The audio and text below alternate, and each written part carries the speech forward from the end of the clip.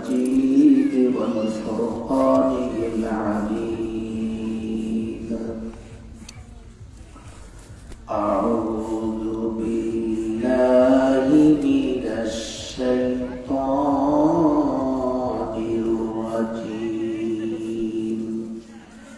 بسم الله الرحمن الرحيم. إن الله وملائكته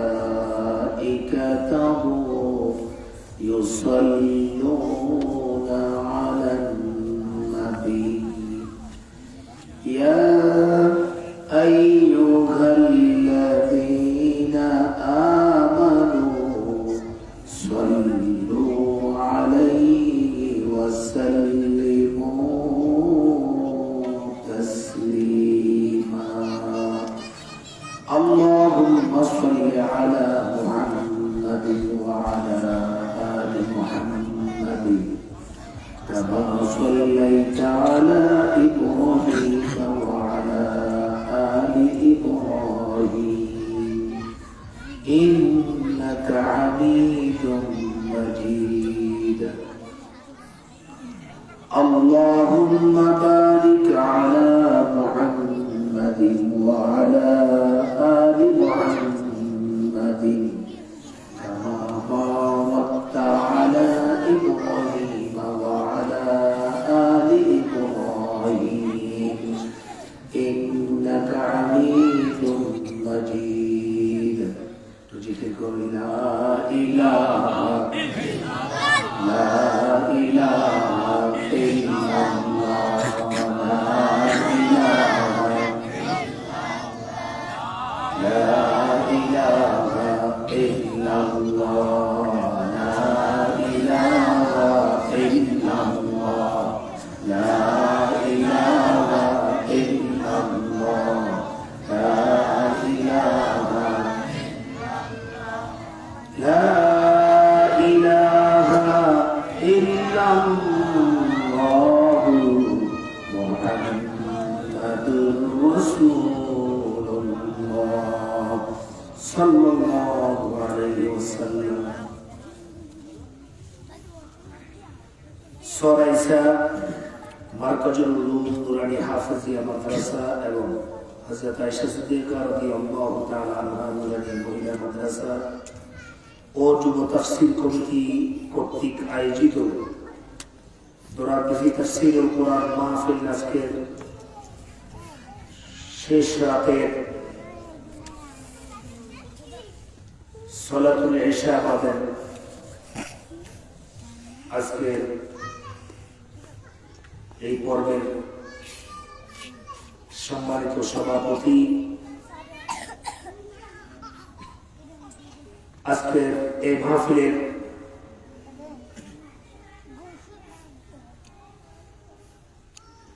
বিশেষ মেহমান আমার প্রাণ শ্রদ্ধেয় ওস্তাদুল আসাতিজা,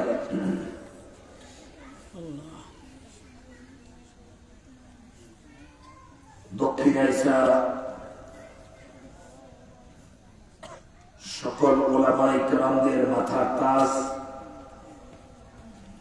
বিশিষ্ট আলেম দ্বীন শাইখুল হাদিস মুফাসসির কোরআন হযরতুল আল্লাহ আলহাজ হযরত মাওলানা আব্দুল মালিক সাহেব আতালাল্লাহু উমরাহু ওয়া বারাকাল্লাহু ফি হায়াতি শাবাইবুল আমিন। উপস্থিত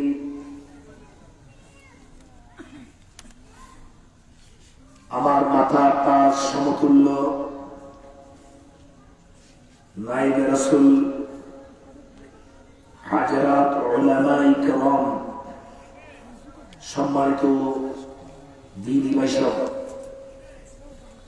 এবং পর্দার আলের মা বোনেরা, সালাম গ্রহণ করুন। আসসালামু আলাইকুম ওয়া রাহমাতুল্লাহি ওয়া বারাকাতুহু।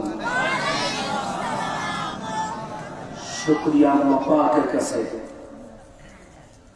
যিনি আমাদেরকে এই মাহফিলে আসার বসার শোনার তৌফিক দান করলেন। সেই মনিবের দরবারে স্বতঃস্ফূর্ত কণ্ঠে, শ্রদ্ধাজড়িত কণ্ঠে আকাশ বাতাস প্রকম্পিত করে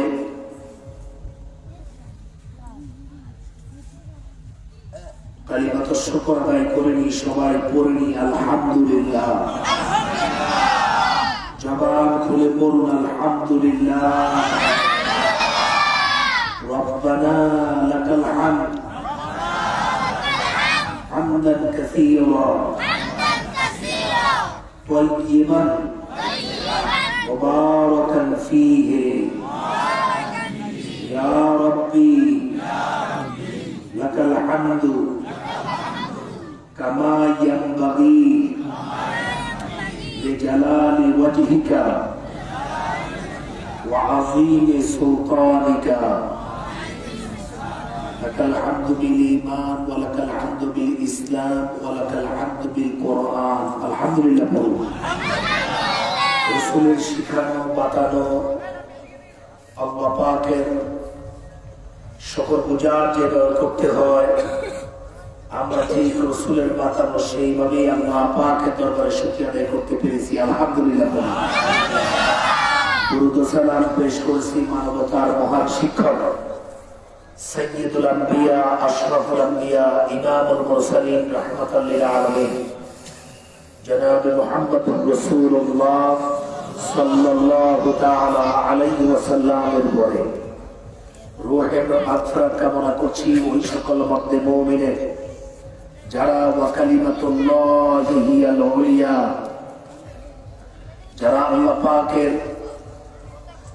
আল্লাহ পাকের এই জমিনে আল্লাহর কোরআনের হুকুমতকে বাস্তবায়ন করার জন্য প্রাণান্তকার প্রচেষ্টা চালায়, টাকা পয়সা অর্থবিত্ত সম্পদ সব শেষ করে সর্বশেষ জীবনটা উৎসর্গ করে দিয়ে যারা শাহাদাতের নজরা পেশ করলেন, সেই সকল শহীদদের শাহাদাতের উচ্চ মর্যাদা কামনা করি আমি আমার আলোচনা শুরু করছি। বিতাওফিকিল্লাহ বিমাশিয়াতিল্লাহ বিফাদলিল্লাহ বিরহমাতিল্লাহ সুবহানাকা লা ইলমা লানা ইল্লা মা 'আল্লামতানা আলাইহি তাওয়াক্কালতু ওয়া ইলাইহি উনীব। সবাই বলুন আমিন।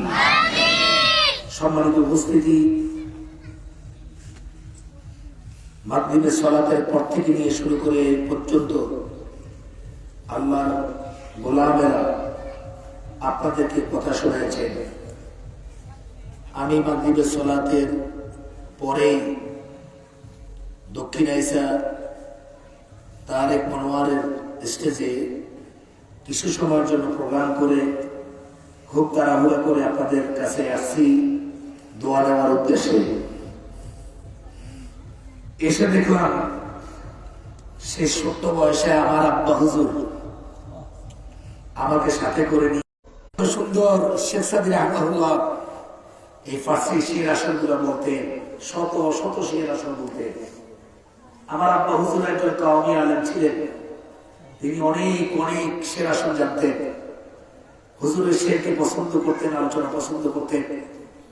আমি সেই ছোট্ট বয়সে হুজুরের আলোচনা শুনতাম প্রাণ ভরে, এবং সেই সময় থেকে ইচ্ছা পোষণ করেছি আর আল্লাহর কাছে দোয়া করছি, আল্লাহ তোমার এই গোলামদের মতো আমাকেও কিছু কথা বলার সুযোগ দিয়ে দাও আমিন।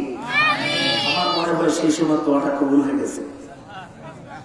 আর হুজুরও এখনো পর্যন্ত, আমার আব্বা হুজুর এখনো বেঁচে আছেন, প্রায় 100 বছরের কাছাকাছি বয়স। হুজুরের বয়স আলহামদুলিল্লাহ প্রায় কম না, একবারের কাছাকাছি। আমরা প্রাণ ভরে আল্লাহর কাছে দোয়া করি, আল্লাহ তাআলা আমাদের এই ওয়ালাদে মুহতারামদেরকে আল্লাহ তাআলা আরো নেক হায়াত দান করুন আমিন। ঘরের বুড়া ক্ষেতের মুড়া, ঘরের বুড়া কথা বলছেন না কেন? ঘরের বুড়া ক্ষেতের মুড়া, ক্ষেতের মুড়া যদি উগলানি ফেলে তাহলে একবার যদি ফেলে, মুরব্বী আমাদের পথ প্রদর্শক আল্লাহ তাআলা এই হক্কানি উলামা ইকরামদের পথে পথে আমাদেরকে যাওয়ার তৌফিক দান করুন আমিন। আমি আর লম্বা কোনো আলোচনা, আমার আলোচনা কতটুকু একটু বলেন, সময় দেন আমাকে। আমার আলোচনার শুরুতেই আমি আপনাদের কাছে একটা কথা বলতে চাই, সেটা হলো আজকের আলোচনা যাই করবো সবটা করবো আমার জন্য। কার জন্য? আমরা আপনার জন্য কেন? আমি বলছি আমার জন্য, তো বক্তার জন্য। কার জন্য বলেন? আজকের আলোচনা হবে বক্তার জন্য। কার জন্য? এই চেয়ারে অনেকেই বসে নিজের জন্য কোনো আলোচনা করেন না, শুধুমাত্র করেন শ্রোতার জন্য, নিজের জন্য মোটেই না।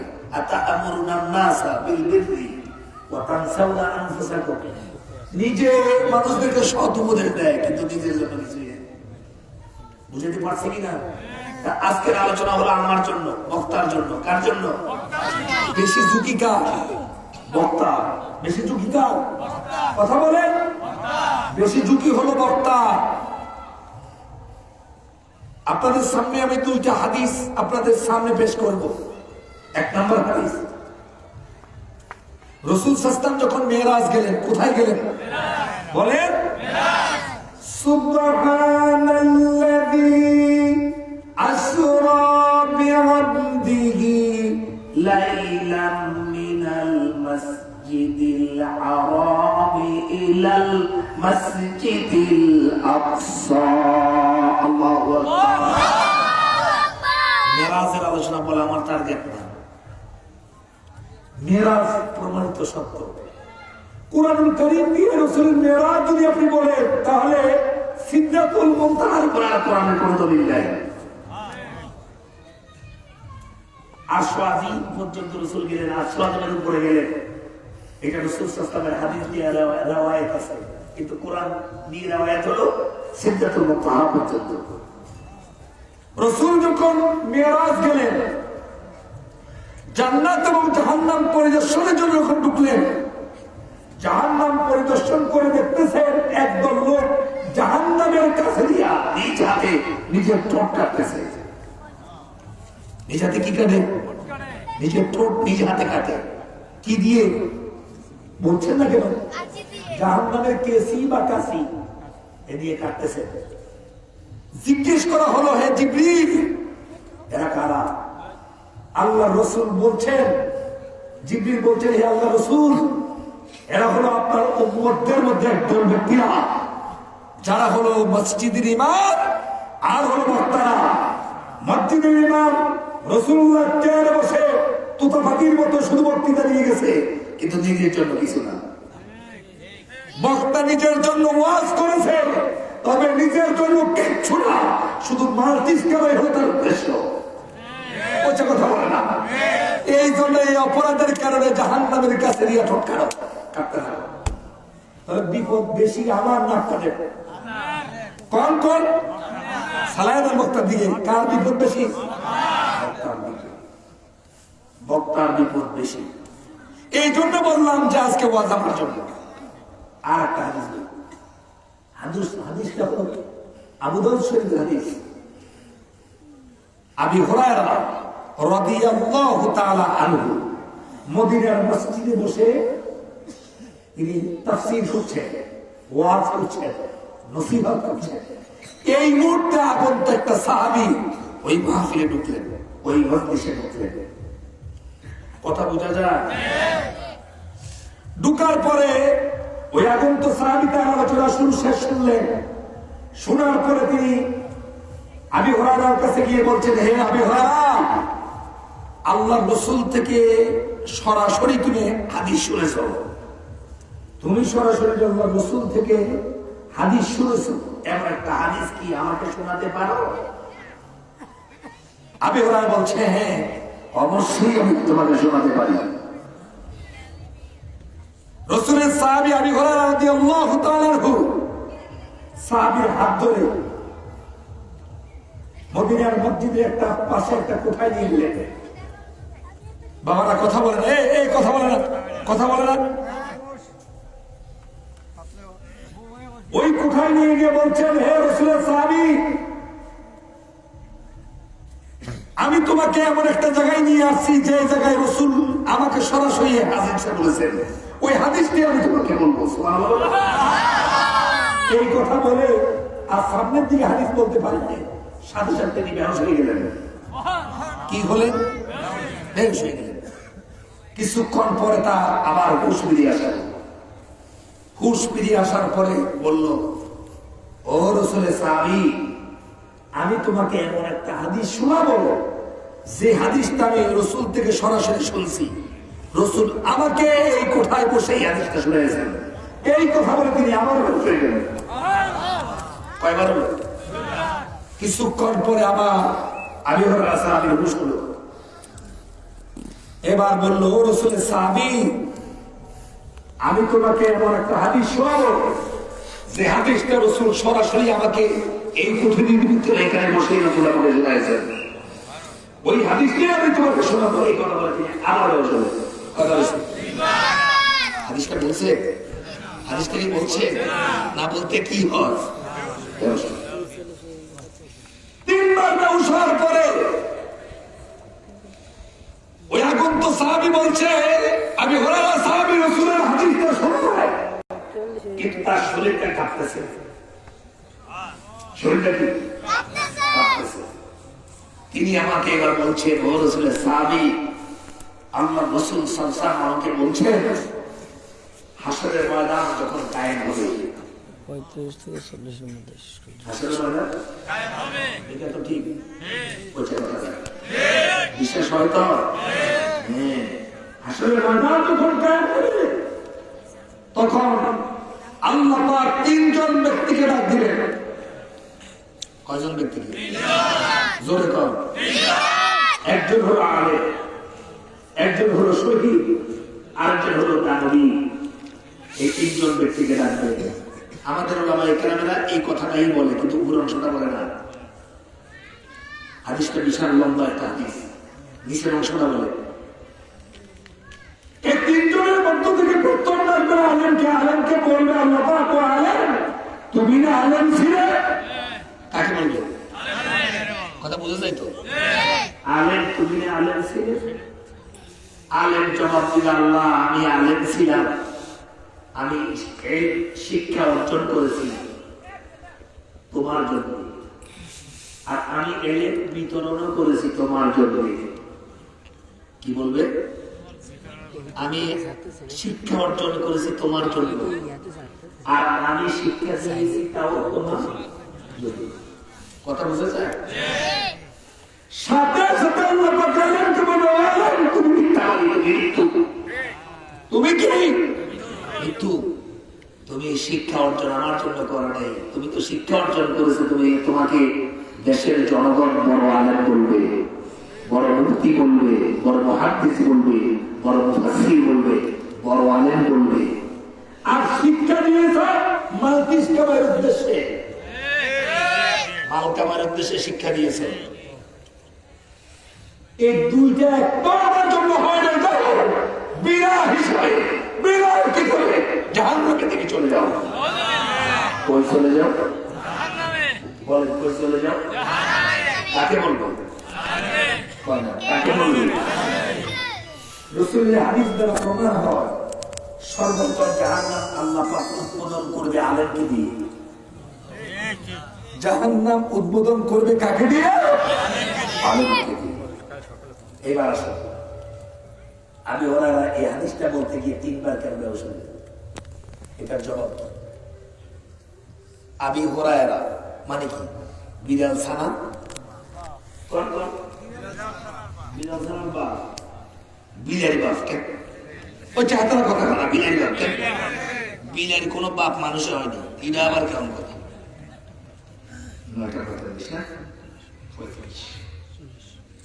বিড়ালের বাপ মানুষ হয়, এটা কেমনি হয়? এই কথাটা বলবো না, আজকে ঠিক করে। আবি হুরায়রা মানে হলো বিড়ালের অভিভাবক, বিড়ালের বাপ। এই আমি সত্য অভিভাবক, মাফ করে দিয়ে, আপনারা আমাকে মাফ করে দিয়ে।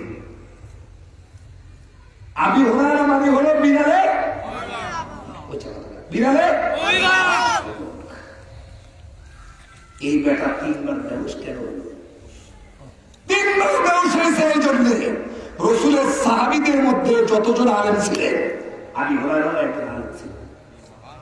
ওনার চিন্তা হলো, তার হাসরের ময়দানে জাহান্নাম উদ্বোধন করবে আল্লাহ পাক আলেমকে দিয়ে, না জানি আমি আবি হুরায়রা ওই আলেমের মধ্যে পড়ে যায়।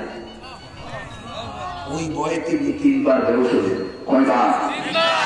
বলে আজকে আমাদের আলেমদের কোনো ভয় নাই, আমাদের আলেমদের কোনো ভয় নাই। আমরা মাহফিল তাফসীর করি, ওয়াজ করি, 70, 80, 90, 1 লাখ টাকা দাও মার্কেট কামাই। আল্লাহর জন্য তাফসীর হয় না, আল্লাহর জন্য ওয়াজ হয় না, ঠিক কিনা বলেন? ওয়াজ করার পরে এরকম কয়, এটা আমার ওয়াজটা কেমন লাগবে না, আমি কি করছি বাসাই যারা আলোচনা করতেছে ওর মুফাসসিরের উপর কথা ঠাড়া করছে, তোর কবরে ঠাড়া হলো। এই কথা বলা মানে তুই যা করছিস সব শেষ। তুই তো মানুষে কেমনে কয় কি কইছে, তুই তো মানুষের জন্য তুই আলোচনা করছিস, তুই আল্লাহর জন্য করছিস, ঠিক কিনা? আগামী বছর যেন তাও হয় কানে আপনি একটা সাইলেন্ট উত্তর শুনুন। আর আমার এই জাতিগুলো এমন বদমাশ হয়ে গেছে, কারে আনলে মানুষ বেশি, 1 লাখ টিয়া লাগে, হেলিকপ্টার লাগে লাগে হেরান। কিন্তু আমলের জন্য মানুষ ভালো হোক, একটা নিয়ত তাফসীর মাহফিল না করে অনিয়ত হয়, বক্তার নিয়ত করে। হচ্ছে কথা বলা। এই জন্য আমি বলে থাকি, যেমন শিল্পী এমন বক্তা হতো, যেমন রূপ এমন ফেরেশতা, যেমন বক্তা এমন সরকার। ভাইরা, আল্লাহর জন্য করো, আল্লাহর জন্য করো। মাহফিল যদি ছোট্ট হয়, আল্লাহর জন্য যদি হয়, এই সফলতা। এটা কি সফলতা? মাদ্রাসা ভাঙ্গা হলো আল্লাহর জন্য যদি হয়, এটা এটা কি? অতএব আজকের আলোচনা আমার জন্য, কার জন্য? আল্লাহ বক্তারে মাফ করে দেবে। আমি একটা প্রশ্ন করে আমি আলোচনা করবো ইনশাআল্লাহ। একটা প্রশ্ন জবাবটা দিবেন তো? বলেন তো আমরা সকলে মুমিন? ও চেতনা কথা বলো, আমরা কি মুমিন? এবার আমরা ব্যাপার আমরা কি করব?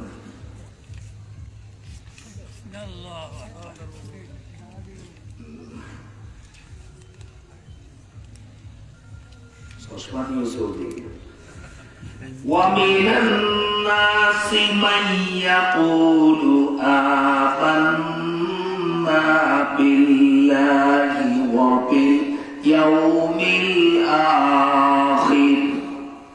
وباليوم الآخر وما هم بمؤمنين.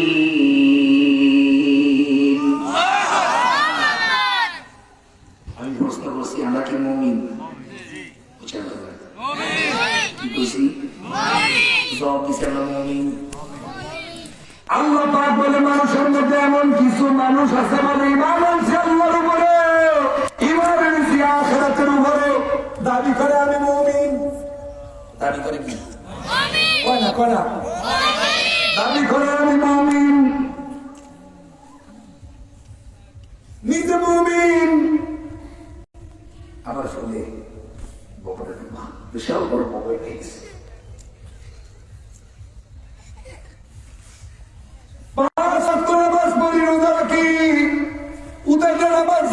সব করি, এরপরে কি মুমিন হতে পারি নাই? আল্লাহ পাক বলে, মানুষের মধ্যে এমন কিছু মানুষ আছে বলে আমরা আল্লাহর উপর ঈমান এনেছি, আখিরাতের উপর ঈমান আনছি, দাবির ক্ষেত্রে দাবি করে আমি ঈমানদার। আল্লাহ পাক এবার বলতেছেন ওয়ামা হুম বিমুমিনিন,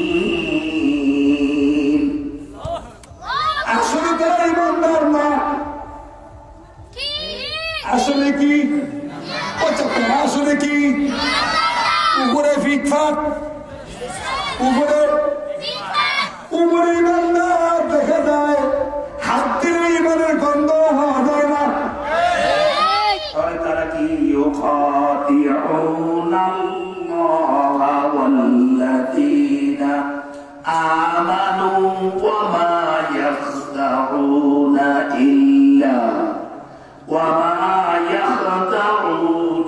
ইল্লা আনফুসাহুম ওয়া মা ইয়াশউরুন।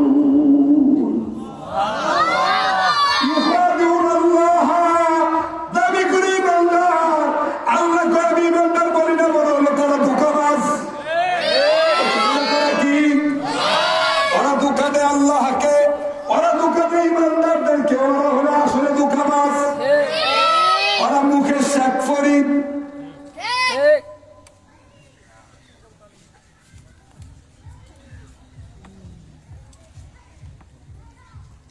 এবার কোরআনকে প্রশ্ন করি, কোরআন তোমরা ধোকাটা কেমনে দেয় একটু জানায় দাও।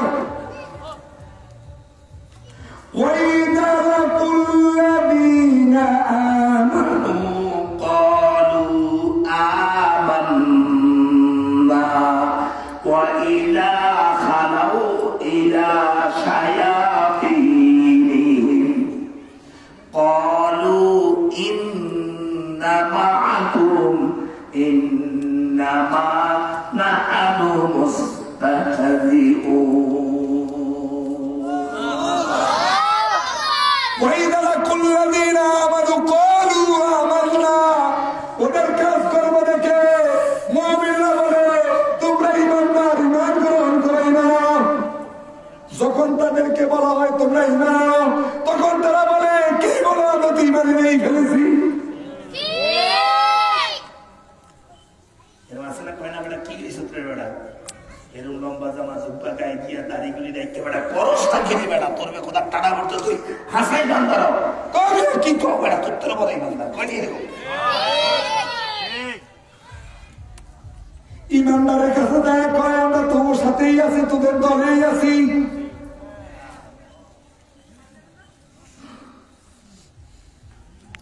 সরবরাহ হুজুরের দল আসলে বলে হুজুর আপনার দলেই আছি। মামুল হক সাহেব যদি আসে কয় হুজুর আপনার দলেই আছি। জামাত ইসলামী ভাইলে কয় হুজুর আপনার দলেই আছি। আর ধর্মনিরপেক্ষ মতবাদ, স্পষ্ট কুফরি মতবাদ, ওই মতবাদের দলের লোকদেরকে ভাইলে কয় যাবে হয় আসলে তোদের দলেই আমরা আছি। ইসলামী দলেও আছি আর কুফরি মতবাদের দলেও আসেনি, এরকম মাসি অবনাম কি মাসি ওরা পায়খানাও পরে, আবার রসগোল্লাও পরে আসেনি, এই মাসি বলতে মুসলমান। وَإِذَا خَلَوْا إِلَى شَيَاطِينِهِمْ ওরা শয়তানদের সাথে যখন মিলিত হয় তোমারও সাথেই আছি, আসলে ওকে ধরে না দিছি ওকে ফাটকি।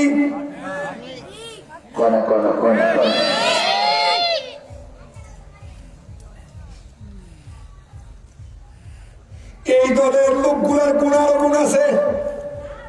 وَإِذَا قِيلَ لَهُمْ لَا تُفْسِدُوا فِي الْأَرْضِ ওদেরকে তখন বলা হয় জমিনের ভিতরে ফাসাদ সৃষ্টি করো না,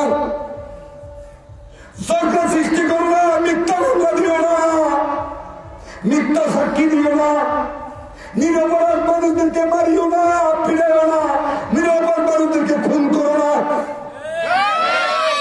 এরা কয় কি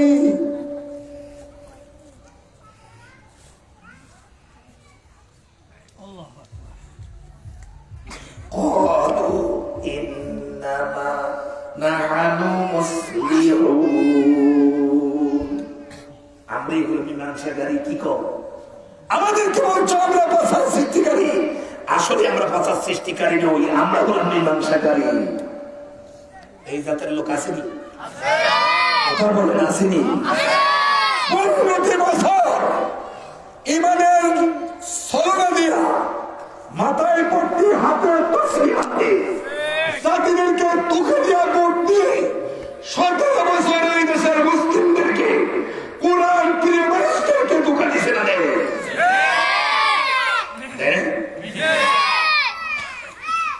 কি কেউ ধোঁকা দিছে একটা বই, 1 নাম্বার ধোঁকা চিন্তা করলো 22 বছর পর্যন্ত রাষ্ট্র ক্ষমতায় আমার দলের আসতে পারেনি, তাহলে একটা কাজ করি, আমার বাবা যে অন্যায়টা করছে অন্যায়ের জন্য জাতি ভাবে মাফ চাই, জাতির উদ্দেশ্যে সকলের কাছে মাফ চাইছে না চাই না, মাফ চাই নির্বাচনী ইশতেহার ঘোষণা করে বলল আমাকে যদি ভোট দিয়ে যদি জয়যুক্তি করতে পারো তাহলে আমার প্রথম নির্বাচনী ইশতেহার হলো ইসলামের বাস দিব না। কি দিব না? বাস দিব না। ইসলামের বিরুদ্ধে কোন আইন পাস করবো না, ইসলাম বিরুদ্ধে কোন কার্যকলাপ করবো না। কথা বলছে না বলো? কথা কয় না, বলছে কি বলে? এরপরে হুজুর সাজার জন্য নির্বাচনী ইশতেহার ঘোষণা দিয়ে চলে গেলেন বাইতুল্লাহ জিয়ারতের উদ্দেশ্যে। সেখানে ওমরা করতে যায়, মাথায় হলো পট্টি, হাতে হলো তসবিহ। আমরা বাংলাদেশবাসী বসলাম, না জানি তোমরা দিয়ে বসছি, ঠিক কিনা? রাষ্ট্রীয় ক্ষমতায় আমাদেরকে ধোকা দিয়া ভোট দিয়ে ইশতেহার বিরোধী কাজ করা শুরু করলো। প্রথম কাজ করলো কি, আমাদের সংবিধানের ভিতরে শুধুমাত্র কোরআনুল কারীমের একটা আয়াত ছিল, বিসমিল্লাহির রহমানির রহিম। বিসমিল্লাহির রহমানির রহিম শব্দটা তার মধ্যস্থ হল না। আমাদের সংবিধান থেকে বিসমিল্লাহির রহমানির রহিমকে বিদায় করে দিল। করছে না, করে না? এরপরে রাষ্ট্রীয় ধর্ম ইসলাম, প্রেসিডেন্ট এরশাদ পার্লামেন্টে আইন পাস করলো, বাংলাদেশে রাষ্ট্র ধর্ম ইসলাম হবে। রাষ্ট্র ধর্ম কি? রাষ্ট্রধর্ম ইসলাম থাকুক, এটাও তার মধ্যস্থ হল না। রাষ্ট্রধর্ম ইসলাম হতে পারে না। সংসদে অ্যাসেম্বলিতে পাস করে রাষ্ট্র ধর্ম ইসলাম এর থেকে বাদ দিয়ে দিল। ইন্না লিল্লাহি। এইভাবে হাজার হাজার ইসলাম বিরোধী আইন পাস করলো। ইসলামের পক্ষে দুই একটা কাজ যা সংসদে যা আমাদের সংবিধানে ছিল, সেই সংবিধানকে পরিবর্তন করে ধর্ম নিরপেক্ষ শতভাগ বাস্তবায়নের জন্য উঠে পড়ে লাগলো। ঠিক কিনা বলে? সালিশের 10 কেজি খাওয়াইব, 10 টাকা খাওয়াইব সালিশের কোন। এরপরে কুড়া চলতেছে 40 টাকা, কুড়া কিনতে লাগে 40 টাকা।